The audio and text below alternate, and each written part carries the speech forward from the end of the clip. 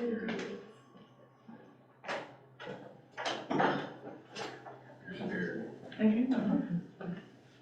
it.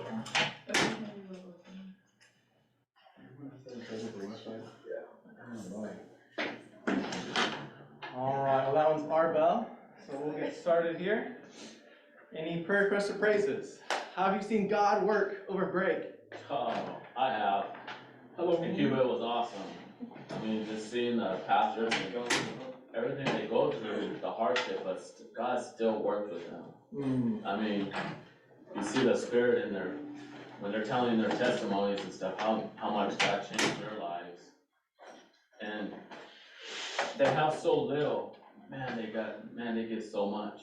It's been such a praise to be at Cuba and just getting to know everybody over there as well, you know. The one I really gotta say that I really gotta praise is I really got to know Tiana a lot. And that was a praise for me. There's other reasons for it, but I really appreciate Tiana, and it was such a blessing. And just everybody there. You know, I got to know a lot of people there, and they got to know me a little bit more, and plus we got to stay there a little longer. So that's been great.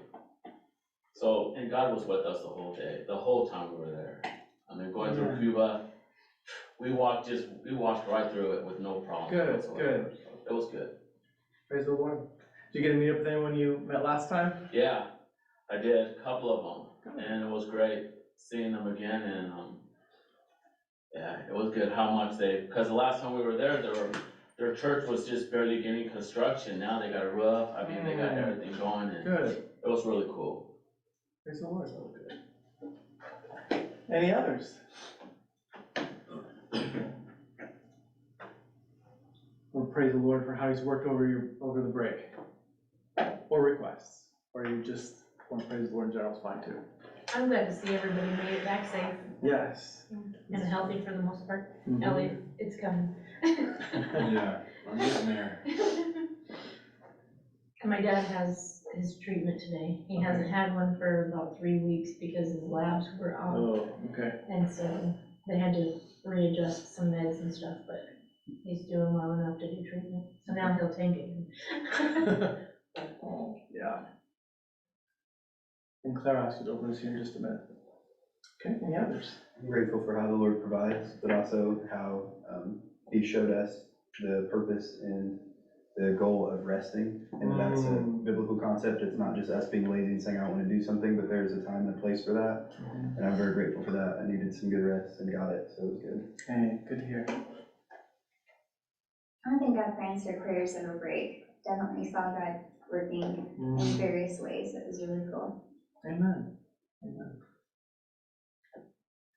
Okay, any others? These are good.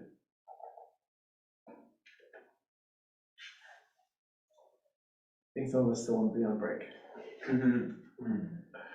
All right. Well, Claire, would you open us in a word of prayer?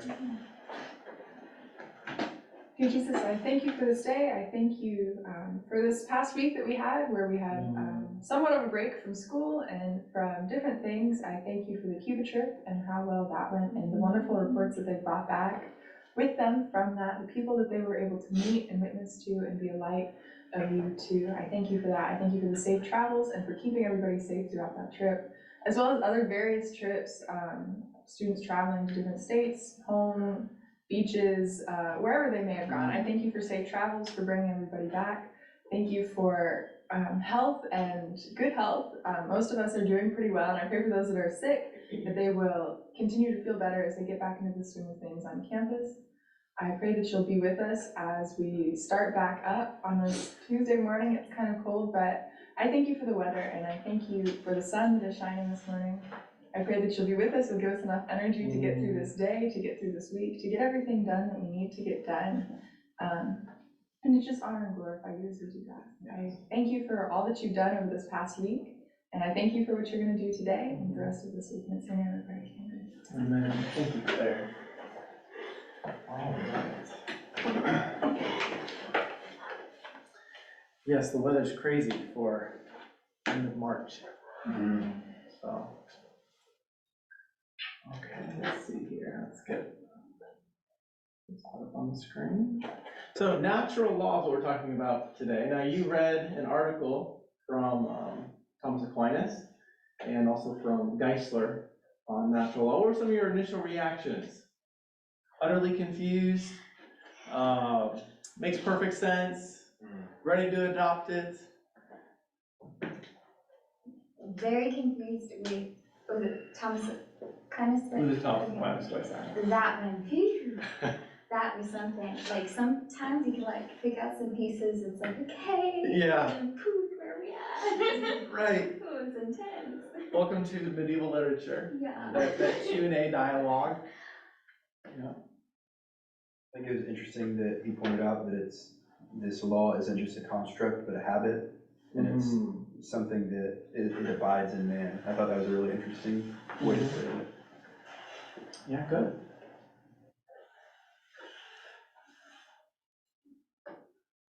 If you don't get it right now, it's okay. We're gonna work on unpacking this for a little while. Yeah, I read it like a week and a half ago, so I don't remember everything, but I do remember it was confusing. And, but yeah, like Rachel just said, you could pick out some pieces and be like, oh, that's, or either heard that before, that sounds familiar, you know, I could pick up on people who've used it. Sure. Yeah. It seemed like Geisler was sort of like on a good track too. But when I was reading that one, there seemed to be an element missing in it.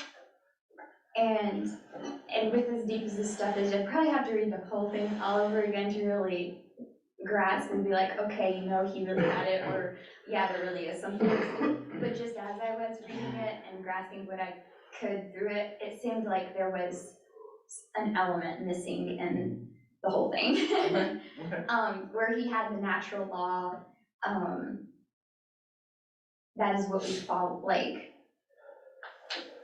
Actually, Geisler was the one talking about the government and everything, right? Yes. That was very eye-opening, because he talked about 3 forms of government. You had the Reconstructionists, you had the, what was the other one?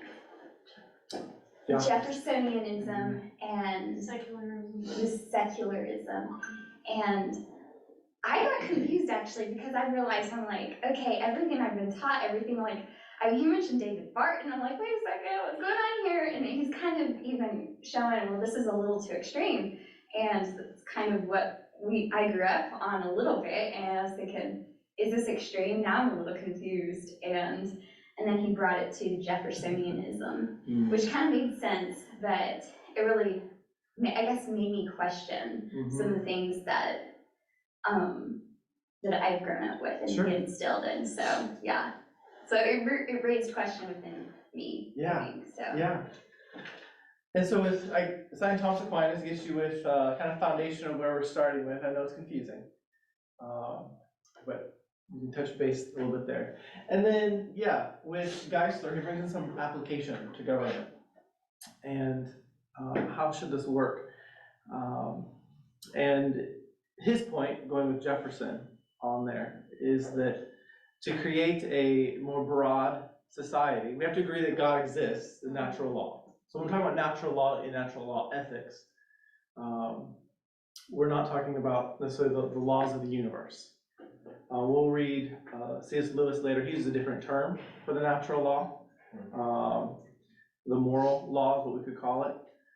That it is somewhat knowable from both experience and reason and these different things, and from our conscience. But it is part of the natural order, is what we mean by natural law. Whereas, so there's some similarities there. One can be broken, natural laws can't be. But if we can work broadly in that sense, we can reason ourselves there. We can use scripture as needed for support, but in a pluralistic society, whether we're Muslims or a variety of Christians or Jews, we can often agree on some broad things that are revealed. And so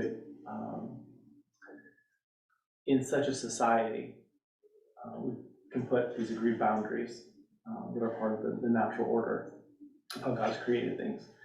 Then if we get into divine law, is where we're gonna start splintering as different groups. And this is the problem we ran into in Europe, where you had the state and the government were kind of one and the same. And so you had Protestant sects, you had Lutheran counties, you have Catholic parish area, and it created a lot of problems. And so moving away from divine law and government to a natural law. And so that's where Jefferson and Geisler go for government. And so that's where we're going to be talking about, this natural law ethics. Just a quick quote here, Thomas Aquinas, as we get started. Man cannot live without joy. Therefore, when he is deprived of true spiritual joy, it is necessary that he become addicted to carnal pleasures. Good quote for us. But natural law ethics. So we are starting in on the second half now of the semester, and we're going to be dealing with ethics. How ought we to live? And so we're going to look at different moral theories a little bit later. I'm going to have you read from, I think, Anderson, and we'll do some discussion on different frameworks for how we determine what actions we should take. But I want to start with natural law ethics. So sometimes it's called Thomistic ethics from Thomas Aquinas. He says reason is the source of the moral law. It directs us towards the good, and it's a gift that God has given us as his people. And again, this is part of how the world has been created, and so because of that gift, we can derive laws from science. We should also be able to derive much of the moral law. Will we know everything? No. This is part of the general revelation that we're talking about here, this natural law of how we ought to live. We'll get the particulars in the divine law. And we absolutely need the divine law. We need the scriptures to tell us how we ought to live. As Paul says, it's a school teacher, and it teaches us. But there's also much that we can know from natural law. So in natural law ethics, the ultimate goal of the person's actions is what we're looking at oftentimes. What's the end result? Not just the result though, but what's the goal of the action? So that's going to matter when we start talking about natural law ethics. Discoverable within the person's nature, and we would often say how they ought to be. We recognize that we are fallen and we are broken, and so we want to be careful that we don't say just because people do this, that means that that's how it ought to be. But we look at a little more of the oughtness, and this is where we need in natural law ethics, at least to declare that yes, there's a God who exists. We're not simply moved by brute forces or instinct, and we've been there. We talked about the whole freedom aspect, but we have a spiritual nature. We have freedom over our bodily desires and inclinations. This is foundational to ethics, that you do have a choice. Going to talk about the human nature a little bit, and if we are just robots, if we are just a product of our genetics and our upbringing and all these different things, and you're not really responsible, you can't do anything about it anyway, you're predetermined since the Big Bang, well then it doesn't really matter. And so we can't really talk about ethics very well. And so we do have to recognize we have freedom over our bodily desires and inclinations. And then part of the natural law is to do good and to avoid evil. So stepping back here, 4 types of laws. So we have the eternal law. These are the laws of the universe, according to Thomas Aquinas. The whole community of the universe is governed by God, which is not subject to time, but is eternal. So there's the eternal law, the laws of the universe. This is your physics. This is a lot of those things that are eternal in that sense, how the universe is governed. We've already mentioned divine law, but divine law is the revealed word of God. It's that revelation of him and of his character and who he is. And in that light of who he is, how we ought to live. We need to be guided to our supernatural destiny, our reason being inadequate to reveal it to us. And so oftentimes general revelation can show us that we have a problem, It can give some light guidance, as Paul talks about in Romans. We know enough to condemn ourselves. But we need the divine law to find Jesus and salvation, and ultimately how to live. But natural law is the eternal law as it applies to us, which we know by reason. The natural law is promulgated by the very fact that God instills it into men's minds so as to be known by them naturally. We call it the conscience, that God has given this. Now, we recognize that we're in a fallen world. And can our conscience be broken? Absolutely. And so this is where we need one another, and we need a community of people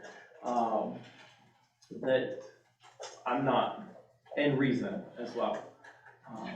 But in the broad sense, it's been instilled into man's minds so as to be known by them naturally of what we ought to do and what we ought not to do. Now certainly we can avoid that, we continue in certain actions and our conscience becomes numb. And we no longer have that guilt or that conscience doesn't speak into our life anymore. But then human law is created by us for the purpose of carrying out the natural law. And so even or how society should operate. And even a lot of those laws have a reason behind them. And usually it's a natural law in that sense. Why do we have speed limits? So you don't die. So you don't die, you don't kill somebody else, for safety. Now we can debate whether we should have, what it should be, or if we really should have them, or should we be like Germany, have an Autobahn, but then, Germany does have their laws that you can't eat, and you can't drink, and you can't do all these different things while you drive. Anyway. But there's reasons behind them. And the natural law there is that the life is valuable and it should be protected. And then we have the outworking of the human law and how we live that out in our society.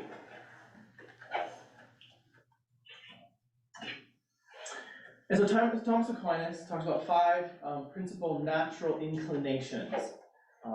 Now, some break it into 5, some break his works into 7. For if it's 7, simply it's life, reproduction, education of one's offspring, seeking God, living in society, avoiding offense, and shunning ignorance. If it boils down to 5, it'll look something like this. The good is to be done and pursued, and evil is to be avoided. And so we have action that should be done, action that should not be done. And the goal of our actions and the goal of our inclination is to pursue the good.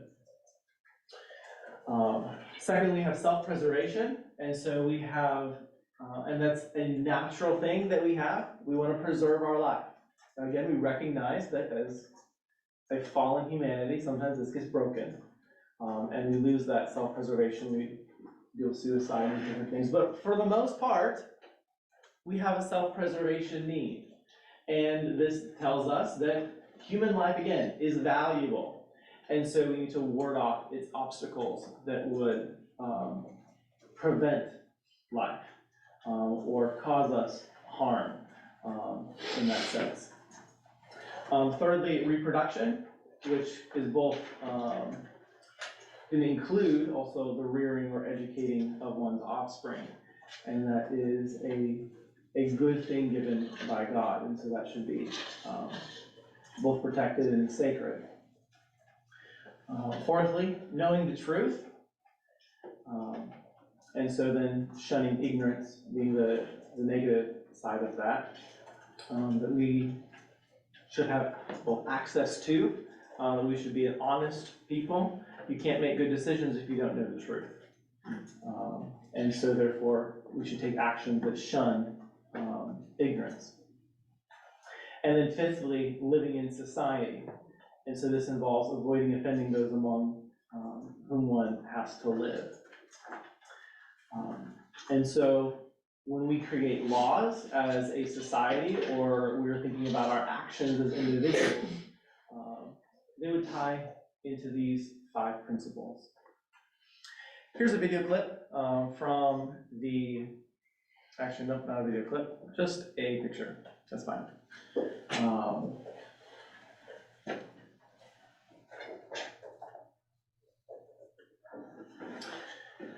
We have the divine law, or God, here at the top, the eternal law, and then we can break these things down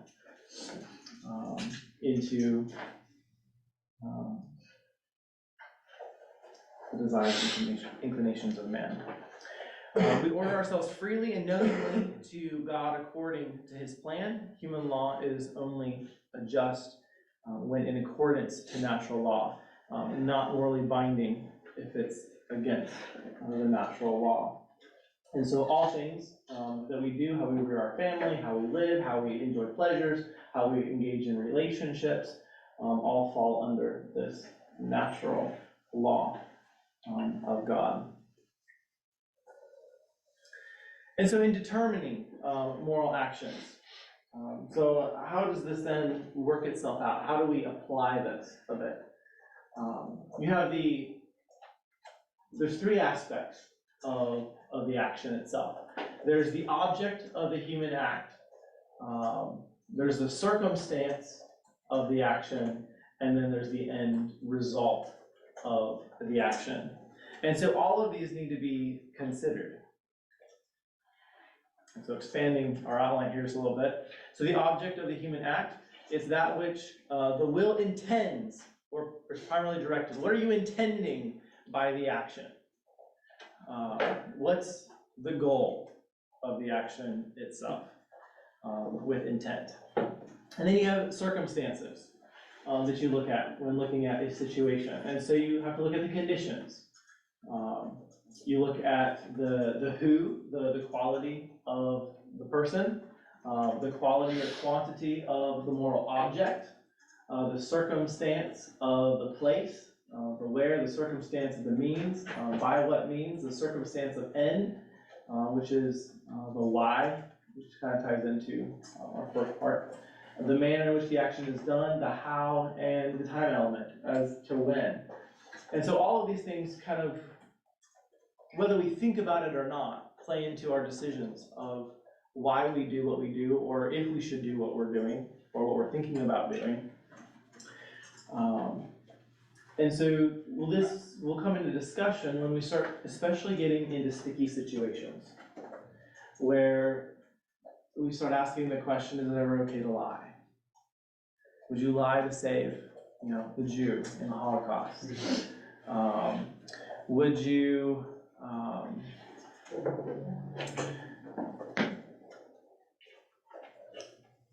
the mother's with child, and it's going to kill the mother, causing a Coptic pregnancy.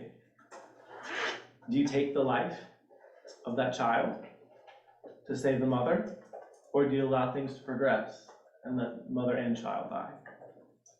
They're sticky situations. And so this is where natural law comes in and seeks to examine the circumstance of the sticky situations. Now, a lot of them aren't as sticky. It's pretty clear. But when we do get the sticky ones, natural law will break out the circumstance.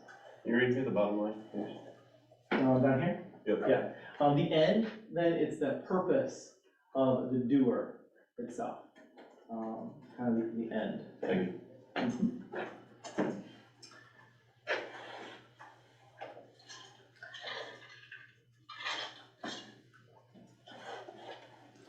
Maybe this will be slightly helpful, maybe it's confusing. And so in the case of like the ecoptic pregnancy, where one is going to, well, either one or both are gonna die, taking the life, that action is wrong. The taking of a life, usually that's what we do for protecting life. However, if the intent is to save the life of the mother, and you're looking at the quality of the person in the sense of the infant isn't going, the embryo is not going to live anyway, the mother can. And so the mother has the quality of life aspect, and it's the intent to save the life. Then we go through the other circumstance things as well, and time and all those different things. But then the morally right thing to do, according to natural law, would be for the ectopic pregnancy to cause it to cease, to save the life of the mother. Now, there's other circumstances that we have to walk through. So there's these, again, helpful for sticky situations. So that's what we mean, something about equality. And we're looking sometimes at quantity of the moral object, and what is being accomplished. Now, natural law, we usually say the ends does not justify the means. And so if we're saying that the actual action we're taking is wrong, but it could produce a lot of good, the means is bad, the intent is bad, then it's still bad action, but we'll get there. 4 principles of double effect. The action intended must be good in itself, or at least morally indifferent, otherwise, again, the act is evil at the very outset. The good effect must follow the action, at least as immediately as the evil effect, or the good and evil effect must occur simultaneously. And again, this is for sticky situations. The foreseen evil effect should not be intended or approved, but merely permitted to occur. And there must be a proportionate and sufficient reason for allowing the evil effect to occur while performing the action. And so similar to our ectopic pregnancy example.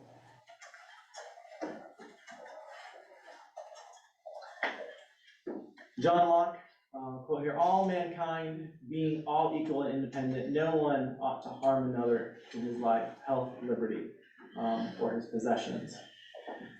And so John Locke, also a proponent of natural law. And again, our nation very much founded on this principle, that you do have rights to life, health, liberty, your possessions. And so those things are protected. Now, and so long as it doesn't infringe on someone else's life, someone else's health, someone else's liberty or freedom, or someone else's possessions. In this sense, like your freedom ends at the end of my nose. And so it does put some boundaries there. We can talk about other applications, but okay.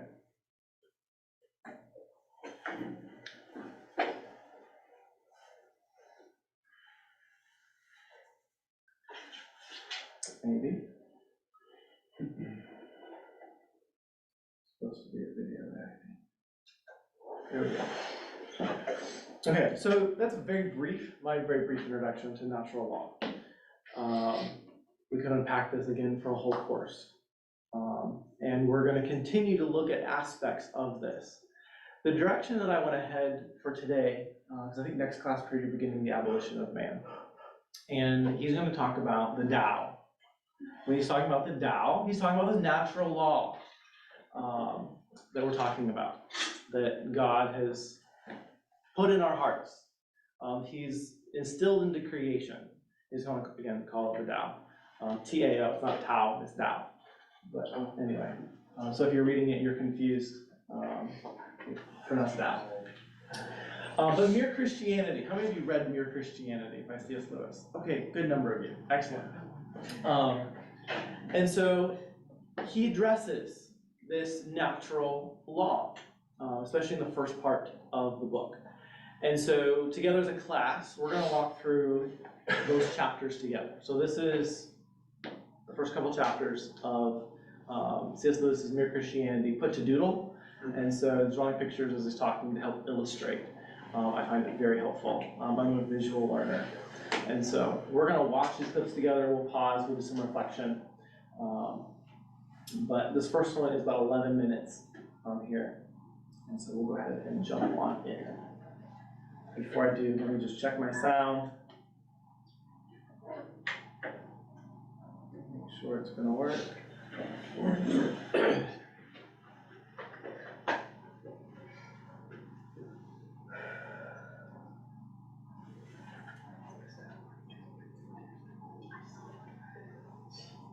It's thinking. There we go, okay, sound is muted. Let's fix that. And reset. Thank you.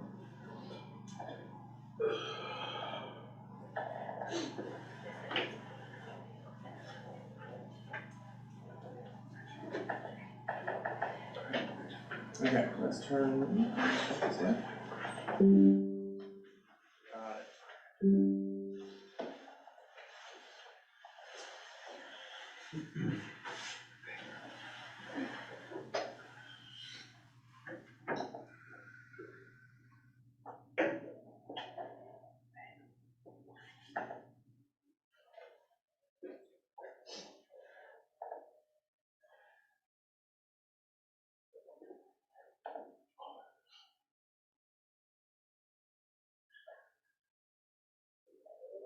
Got it.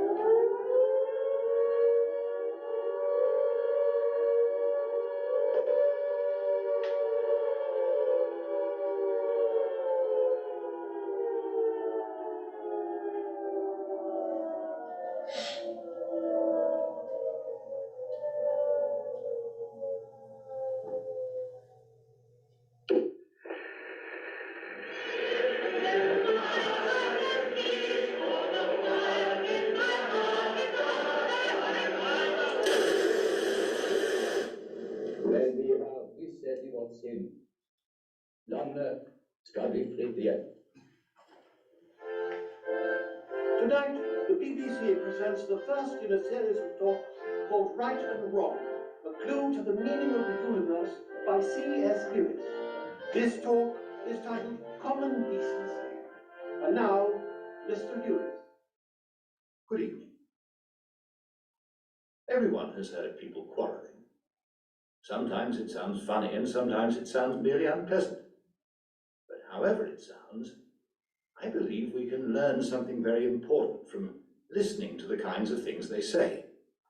They say things like this: "How do you like it if anyone did the same to you? That's my seat. I was there first. Leave him alone, he isn't doing you any harm. Why should you shove in first?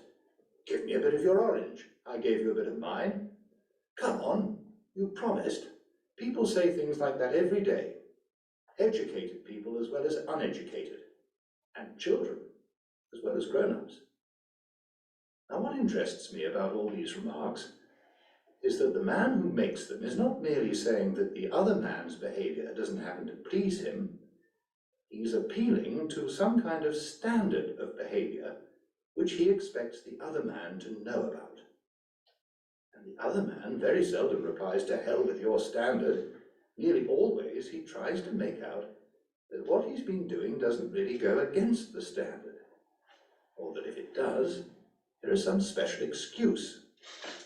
He pretends there is some special reason in this particular case why the person who took the seat first shouldn't keep it, or that things were quite different when he was given the bit of orange, or that something has turned up which lets him off keeping his promise. It looks, in fact, very much as if both parties had in mind some kind of law or rule of fair play or decent behavior or morality, or whatever you like to call it, about which they really agreed. And they have. If they hadn't, they might of course fight like animals, but they couldn't quarrel in the human sense of the word. Quarreling means trying to show that the other man is in the wrong, and there would be no sense in trying to do that unless you and he had some sort of agreement as to what right and wrong are. Just as there'd be no sense in saying that a footballer had committed a foul unless there is some agreement about the rules of football. Now, this law or rule about right and wrong used to be called the law of nature, Nowadays, when we talk of the laws of nature, we usually mean things like gravitation, or heredity, or the laws of chemistry. But when the older thinkers called the law of right and wrong the law of nature, they really meant the law of human nature. The idea was that just as falling stones are governed by the law of gravitation and chemicals by chemical laws, so the creature called man also had his law, with this great difference, that the stone couldn't choose whether it obeyed the law of gravitation or not, but a man could choose either to obey the law of human nature or to disobey it.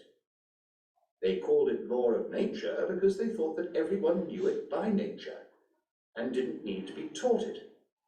They didn't mean, of course, that you mightn't find an odd individual here and there who didn't know it, just as you find a few people who are colorblind or have no ear for a tune. But taking the race as a whole, they thought that the human idea of decent behavior was obvious to everyone. And I believe they were right. If they were not, and all the things we say about the war are nonsense. What is the sense in saying the enemy is in the wrong, unless right is a real thing, which the Germans at bottom know as well as we do, and ought to practice? If they have no notion of what we mean by right, and though we might still have to fight them, we could no more blame them for that than for the colour of their hair. I know that some people say the idea of a law of nature or decent behavior known to all men is unsound because different civilizations in different ages have had quite different moralities. But this is not true. They have only had slightly different moralities. Just think what a quite different morality would mean. Think of a country where people were admired for running away in battle, or where a man felt proud of double-crossing all the people who had been kindest to him. You might just as well try to imagine a country where 2 and 2 made 5. Men have differed as regards what people you ought to be unselfish to, whether it was only your own family or your fellow countrymen, or everyone. But they have always agreed that you ought not to put yourself first. Selfishness has never been admired. Men have differed as to whether you should have 1 wife or 4, but they have always agreed that you must not simply have any woman you liked. But the most remarkable thing is this. Whenever you find a man who says he does not believe in a real right and wrong, you will find the same man going back on this a moment later. He may break his promise to you, but if you try breaking one to him, he will be complaining it's not fair before you can say Jack Robinson. A nation may say treaties don't matter, but then next minute they spoil their case by saying that the particular treaty they want to break was an unfair one. But if treaties don't matter, and if there is no such thing as right and wrong, in other words, if there is no law of nature, what is the difference between a fair treaty and an unfair one? Have they not let the cat out of the bag and shown that whatever they say, they really know the law of nature, just like anyone else? It seems then we are forced to believe in a real right and wrong. People may be sometimes mistaken about them, just as people sometimes get their sums wrong. But they are not a matter of mere taste and opinion any more than the multiplication table. Now, if we're agreed about that, I go on to my next point, which is this. None of us are really keeping the law of nature. If there are any exceptions among you, I apologize to them. They'd much better switch to some other station, for nothing I am going to say concerns them. And now, turning to the ordinary human beings who are left, I hope you won't misunderstand what I'm going to say. I'm not preaching, and heaven knows I don't pretend to be better than anyone else. I'm only trying to call attention to a fact. The fact that this year, or this month, or more likely this very day, we have failed to practice ourselves the kind of behavior we expect from other people. There may be all sorts of excuses for us. That time you were so unfair to the children was when you were very tired. That slightly shady business about the money, the one you've almost forgotten. came when you were very hard up, and what you promised to do for old so-and-so and have never done, well, you never would have promised if you had known how frightfully busy you were going to be.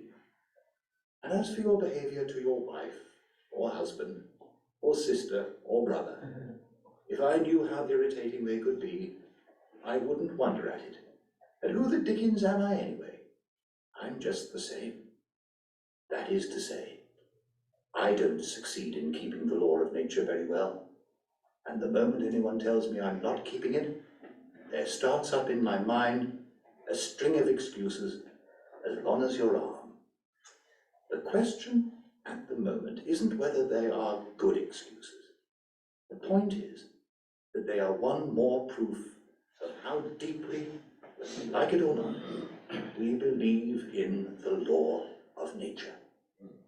If we don't believe in decent behavior, why should we be so anxious to make excuses for not having behaved decently?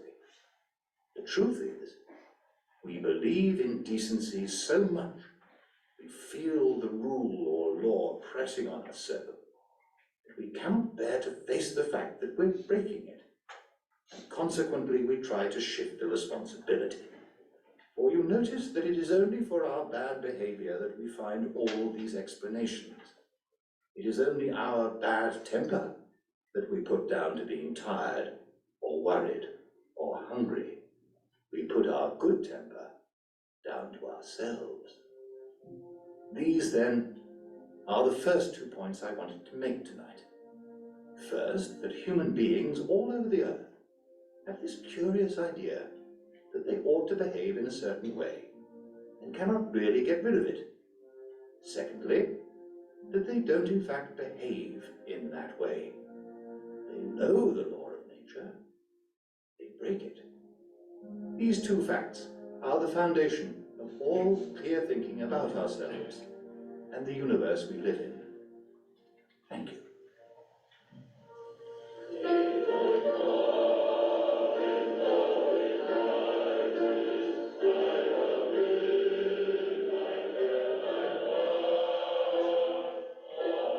On into the night goes the singing, for on the morrow the Eisteddfod opens.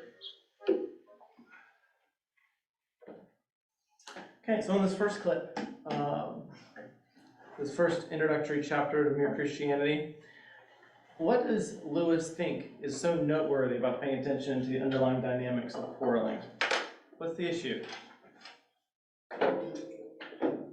Someone thinks something's unfair. There's a standard, Right. whether we realize it or not. As much as we want to harp against, or some want to harp that there is no standard, that ethics is, or morality or decision making is just on your own whim. It's culturally relevant, whatever it might be.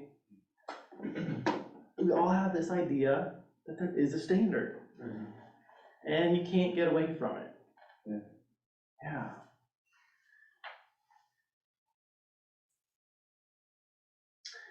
Why is there good reason to believe that the idea of universal law in human nature is solid truth?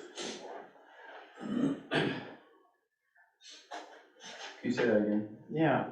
Why is there good reason to believe that the idea of a universal law of human nature is a solid truth? I think he pointed out really well that we would have no reason to defend ourselves if there wasn't. Like making excuses for ourselves, and especially towards the end when he's talking about there's no reason to excuse good behavior. It's only in the times where we're angry or frustrated or hungry that we have to be like, oh, that's why I acted like that. But it shows, even though we might want to sit and say there is no natural law, making excuses for ourselves proves that there is. Good point. Yeah. I recognize I did break it, and there's a good reason why. Right. Okay, let's jump to the next one.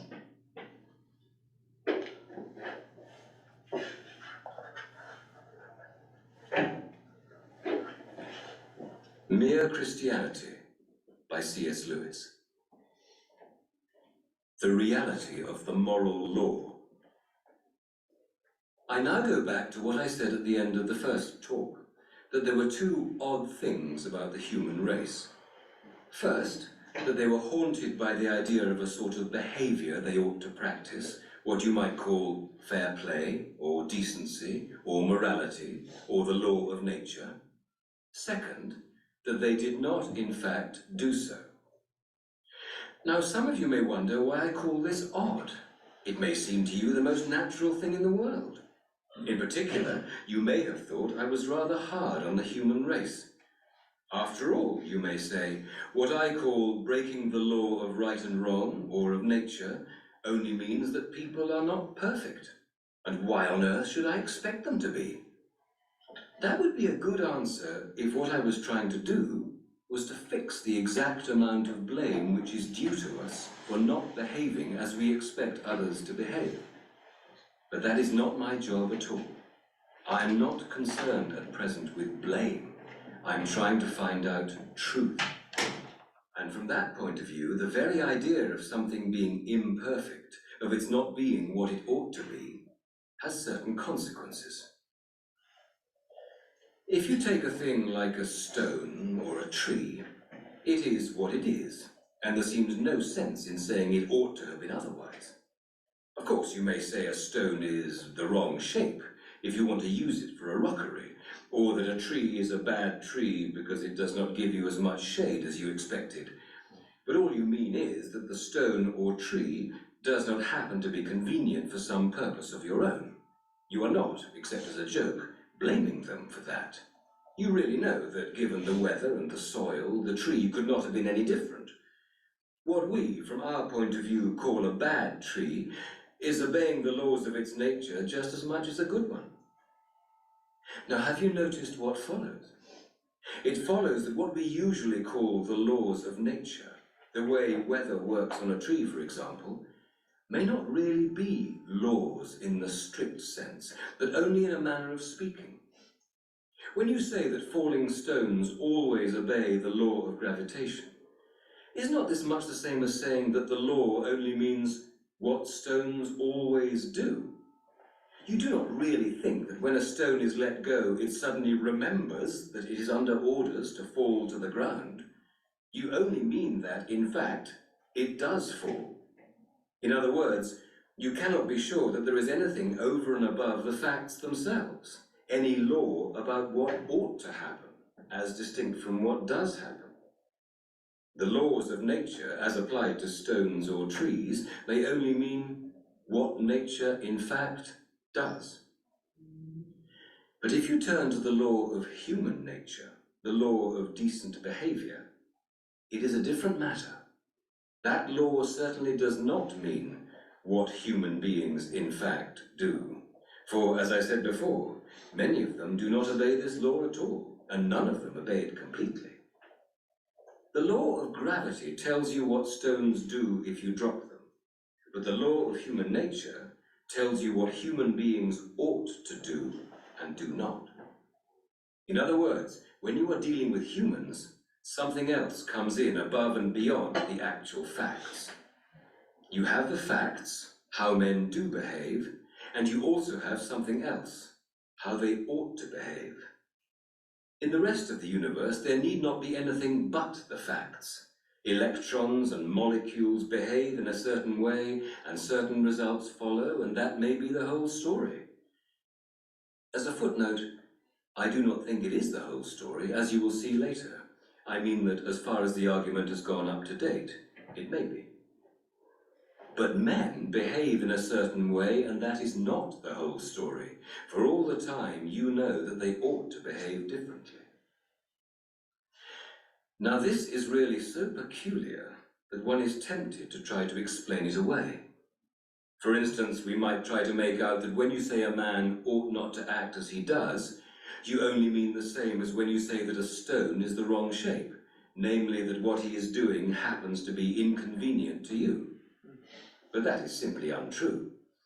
A man occupying the corner seat in the train because he got there first, and a man who slipped into it while my back was turned and removed my bag, are both equally inconvenient, but I blame the second man, and do not blame the first. I am not angry, except perhaps for a moment before I come to my senses, with a man who trips me up by accident. I am angry with a man who tries to trip me up, even if he does not succeed. Yet the first has hurt me, and the second has not.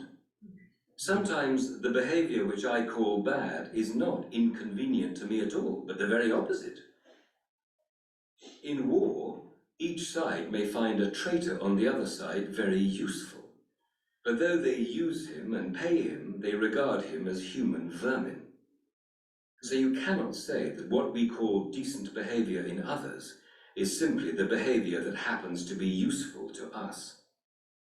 And as for decent behavior in ourselves, I suppose it is pretty obvious that it does not mean the behavior that pays.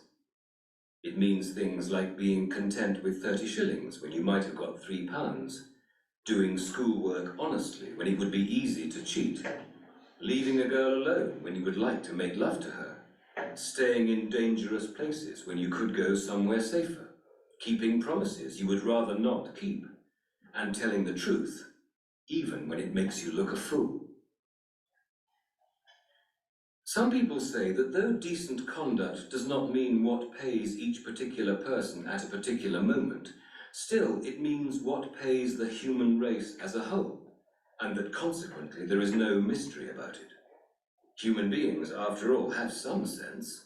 They see that you cannot have any real safety or happiness except in a society where everyone plays fair, and it is because they see this that they try to behave decently. Now, of course, it is perfectly true that safety and happiness can only come from individuals, classes, and nations being honest and fair and kind to each other. It is one of the most important truths in the world. But as an explanation of why we feel as we do about right and wrong, it just misses the point.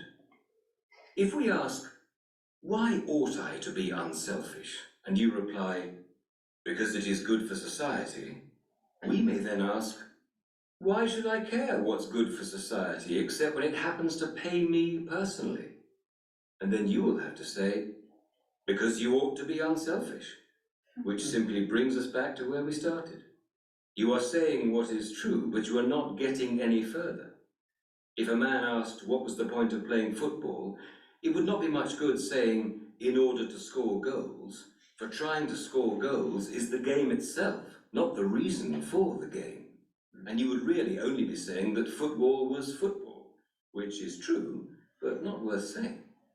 In the same way, if a man asks, what is the point of behaving decently? It is no good replying, in order to benefit society. For trying to benefit society, in other words, being unselfish, for society, after all, only means other people, is one of the things decent behavior consists in. All you are really saying is that decent behavior is decent behavior. You would have said just as much if you had stopped at the statement, men ought to be unselfish. And that is where I do stop. Men ought to be unselfish, ought to be fair. Not that men are unselfish, nor that they like being unselfish, but that they ought to be. The moral law, or law of human nature, is not simply a fact about human behavior in the same way as the law of gravitation is, or may be, simply a fact about how heavy objects behave. On the other hand, it is not a mere fancy, for we cannot get rid of the idea, and most of the things we say and think about men would be reduced to nonsense if we did. And it is not simply a statement about how we should like men to behave for our own convenience. For the behavior we call bad or unfair is not exactly the same as the behavior we find inconvenient, and may even be the opposite. Consequently, this rule of right and wrong, or law of human nature, or whatever you call it, must, somehow or other, be a real thing. A thing that is really there, not made up by ourselves. And yet it is not a fact in the ordinary sense, in the same way as our actual behavior is a fact. It begins to look as if we shall have to admit that there is more than one kind of reality, that in this particular case, there is something above and beyond the ordinary facts of men's behavior, and yet quite definitely real. A real law, which none of us made, but which we find pressing on us.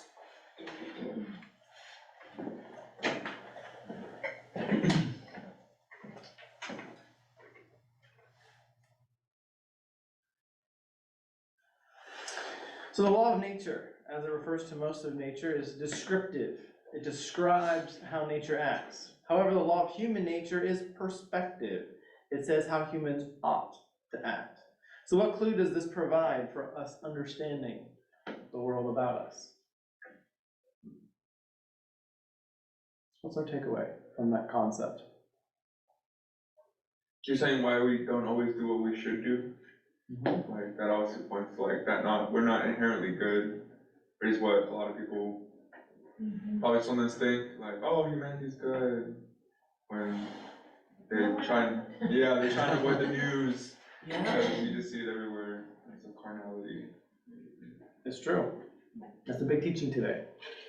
That, you just put them in the right environment. You just parent them right. If you just fill in the blank. Boy, that's not working. Any other clues that it provides to understanding the world about us?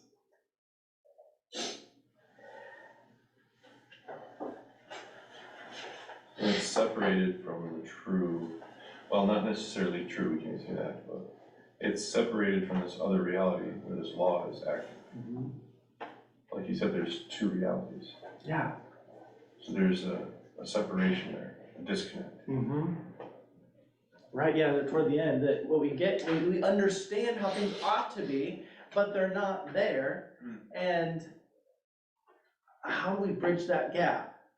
And it's not something that, as he talked about, it's not just, it's good for society, it's not just that it's, fill in the blank. But there's something real here. And he hasn't even talked about Christianity yet. We're just talking about the problem we see every day. Right. What clues do we have in a culture that is committed to a materialistic, naturalistic understanding of the world, that there is actually something beyond what we're talking about right now? I'll skip it, we've kind of already talked about that. So what encourages you to believe that there is more to the world than your five senses can perceive?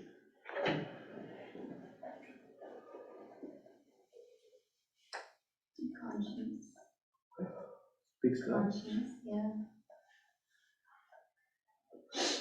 A lot of this can dwell within like the spiritual or mental or emotional state versus the five senses. Sure. Yeah, I like what he said as far as the tree, like example. There's something connected with how we physically feel and then how, kind of what you're saying, like how we mentally or emotionally feel. That at least starts to point towards something that's beyond us as a like a physical person.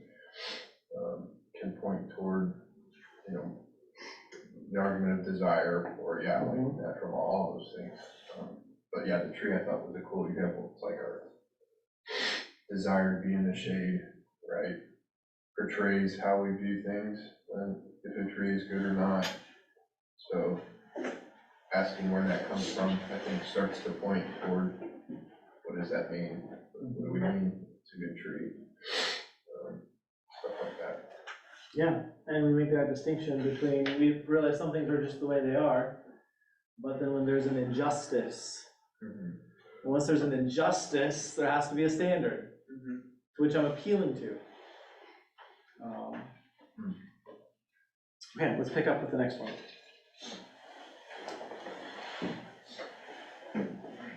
Mere Christianity by C.S. Lewis. What lies behind the moral law? Let us sum up what we have reached so far.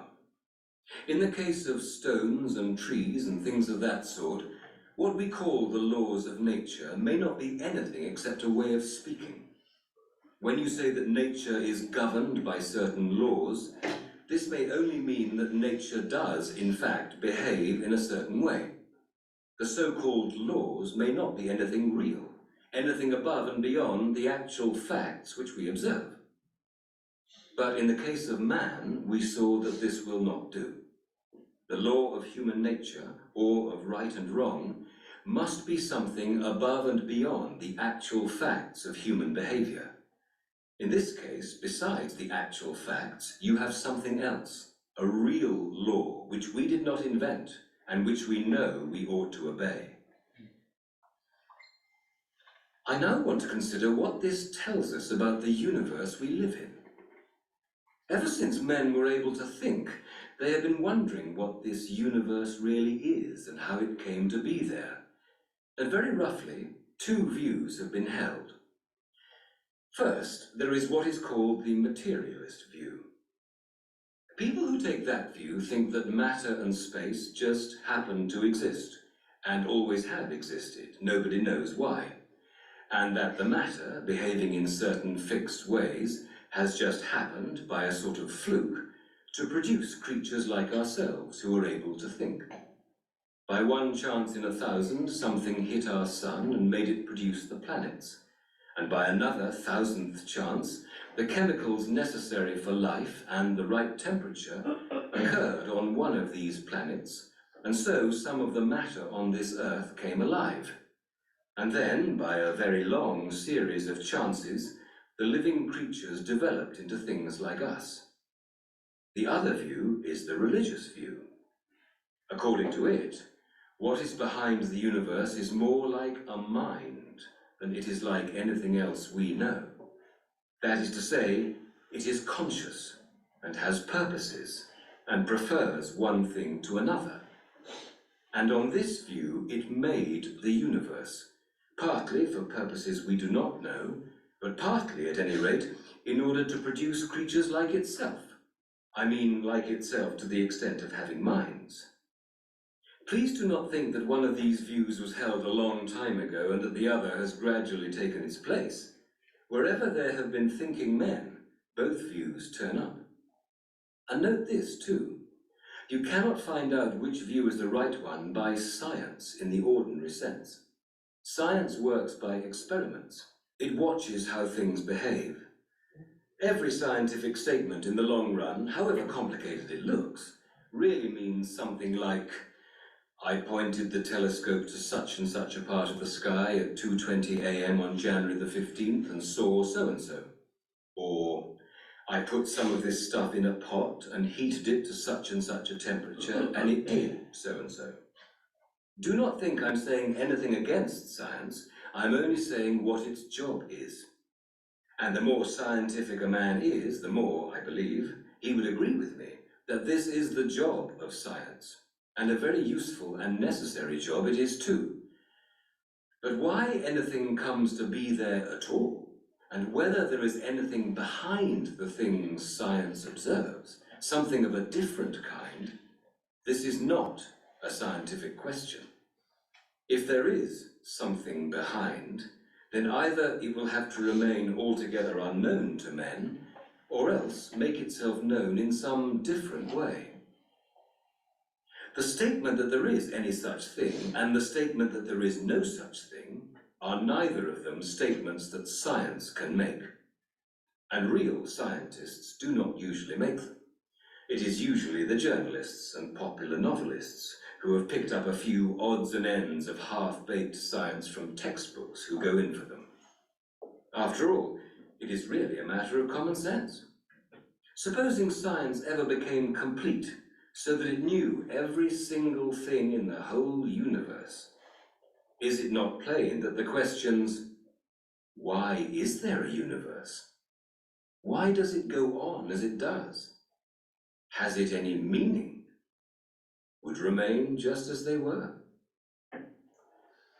Now the position would be quite hopeless but for this.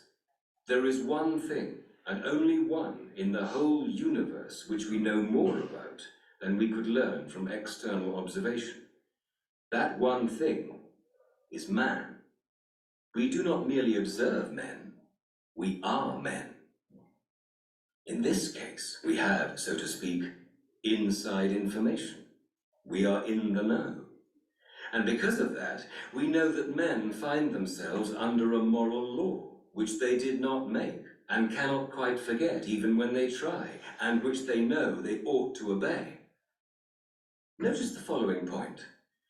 Anyone studying man from the outside, as we study electricity or cabbages, not knowing our language and consequently not able to get any inside knowledge from us, but merely observing what we did, would never get the slightest evidence that we had this moral law. How could he? For his observations would only show what we did, and the moral law is about what we ought to do.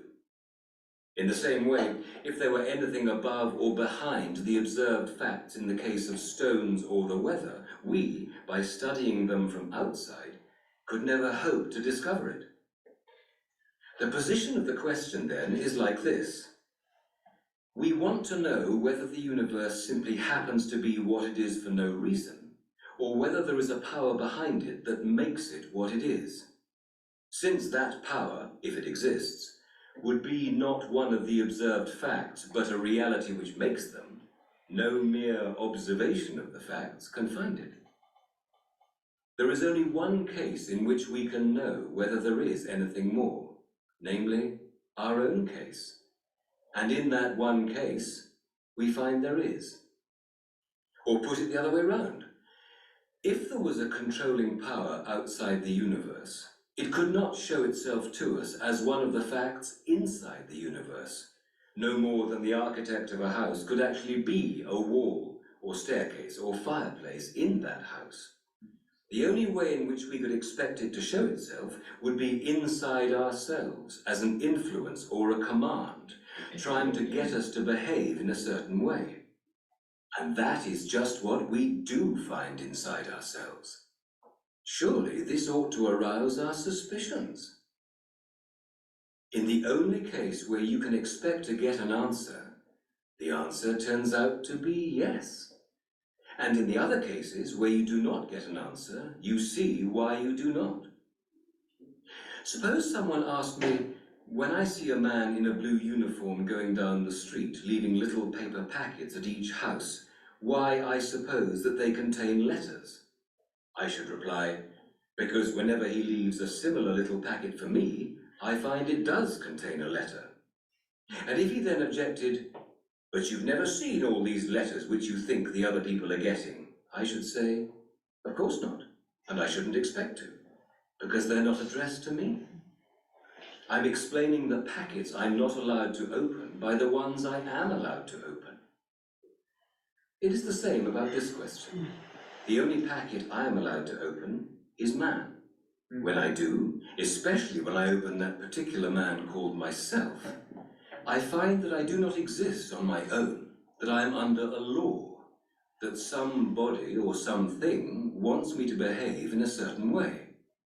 I do not, of course, think that if I could get inside a stone or a tree, I should find exactly the same thing, just as I do not think all the other people in the street get the same letters as I do. I should expect, for instance, to find that the stone had to obey the law of gravity, that whereas the sender of the letters merely tells me to obey the law of my human nature, he compels the stone to obey the laws of its stony nature. But I should expect to find that there was, so to speak, a sender of letters in both cases, a power behind the facts, a director, a guide. Do not think I'm going faster than I really am. I am not yet within 100 miles of the God of Christian theology. All I have got to is a something which is directing the universe, and which appears in me as a law urging me to do right and making me feel responsible and uncomfortable when I do wrong. I think we have to assume it is more like a mind than it is like anything else we know, because after all, the only other thing we know is matter, and you can hardly imagine a bit of matter giving instructions. But of course, it need not be very like a mind, still less like a person. In the next talk, we shall see if we can find out anything more about it. But one word of warning. There has been a great deal of soft soap talked about God for the last 100 years. That is not what I am offering. You can cut all that out. Note, in order to keep this section short enough when it was given on the air, I mentioned only the materialist view and the religious view, but to be complete, I ought to mention the in-between view called life force philosophy, or creative evolution, or emergent evolution. The wittiest expositions of it come in the works of Bernard Shaw, but the most profound ones in those of Bergson. People who hold this view say that the small variations by which life on this planet evolved from the lowest forms to man were not due to chance, but to the striving or purposiveness of a life force. When people say this, we must ask them whether by life force they mean something with a mind or not. If they do, then a mind bringing life into existence and leading it to perfection is really a god, and their view is thus identical with the religious. If they do not, then what is the sense in saying that something without a mind strives or has purposes? This seems to me fatal to their view. One reason why many people find creative evolution so attractive is that it gives one much of the emotional comfort of believing in God and none of the less pleasant consequences. When you're feeling fit and the sun is shining and you do not want to believe that the whole universe is a mere mechanical dance of atoms, it is nice to be able to think of this great mysterious force rolling on through the centuries and carrying you on its crest. If, on the other hand, you want to do something rather shabby, the life force, being only a blind force with no morals and no mind, will never interfere with you like that troublesome God we learned about when we were children. The life force is a sort of tame God. You can switch it on when you want, but it will not bother you. All the thrills of religion and none of the cost. Is the life force the greatest achievement of wishful thinking the world has yet seen?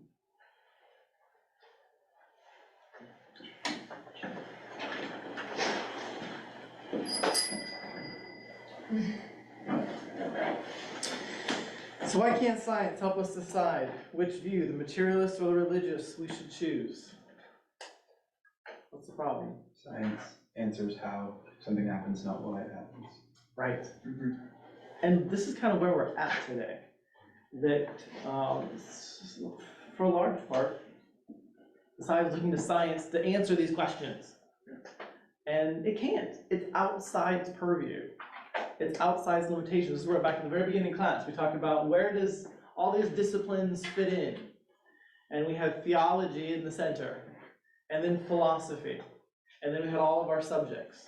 And we said philosophy kind of put the subjects in their place and it told them their boundaries. And this is the boundary of science. It says how. It doesn't say why. And so, yes. If we can't find out about the law of human nature from science, how can we investigate whether it actually exists or not? I think you mentioned it, we look to ourselves and just be honest. You know, which guy was it that was it Socrates who went and pursued truth in all things as his philosophy? So he was honest with himself about himself. If we do that, I think we can answer those questions somewhat. Yeah. So as I said, we're not close to Christianity yet. We've rolled out that materialism can't explain it, our situation.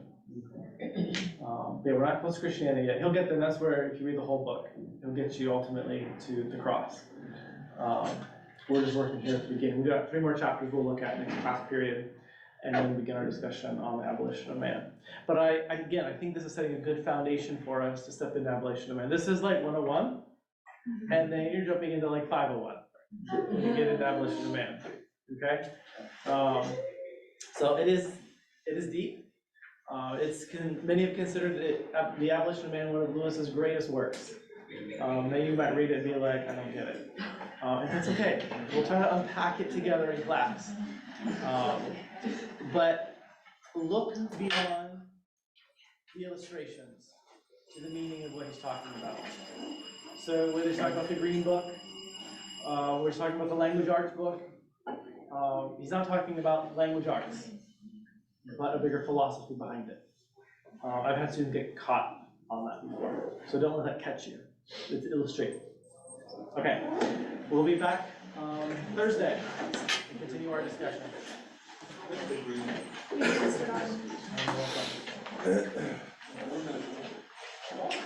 Thank you.